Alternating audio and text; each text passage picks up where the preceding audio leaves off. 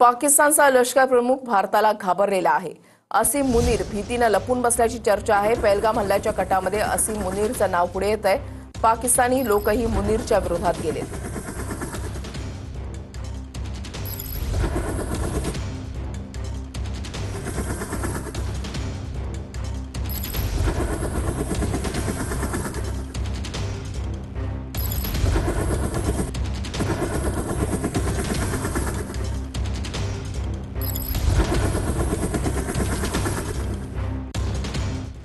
भारताविरोधात कुरापती काढणारा पाकिस्तानचा लष्कर प्रमुख असीम मुनीर हा भीतीने लपून बसल्याची चर्चा आहे। असीम मुनीर हा गुप्त ठिकाणी बंकरमध्ये लपून बसल्याची शक्यता वर्तवली जाते।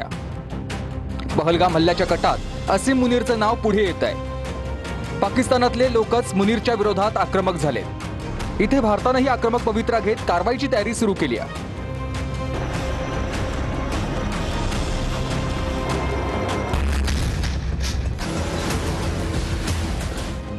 त्यामुळे भेदरलेला असीम मुनीर लपून बसल्याची माहिती आहे। पहलगाम हल्ला हा असीम मुनीरनंच घडवून आणल्याचा पाकिस्तानी मिलिटरीच्या माजी अधिकाऱ्यांचा दावा आहे। कहते हैं ना कि यार ये सियासत साइड पे छोड़ दो, ये अब नेशनल इंटरेस्ट की बात है। नेशनल इंटरेस्ट की ही बात कर रहे हैं हम यहाँ पे, और आपको हक सच बात करनी चाहिए। और हक सच बात यह है कि आसिम मुनीर के ऑर्डर्स के ऊपर पहलगाम के अंदर ये टेररिस्ट अटैक आईएसआई ने कराया। मेरे pass Puri chain of command है, वो तो नहीं दे रहा। मेरे पास एक एक अफसर का नाम है, वो तो नहीं दे रहा। पहलगाम हल्ल्याच्या आधी असीम मुनीरनं भारताविरोधात चिथावणीखोर वक्तव्य केली होती।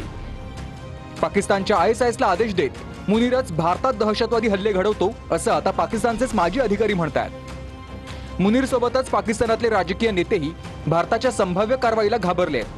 भारताने कारवाई केली तर लंडनला पळून जाणार असं पाकिस्तानातले खासदार शेर अफजल खान मारवत यांनी म्हटलंय।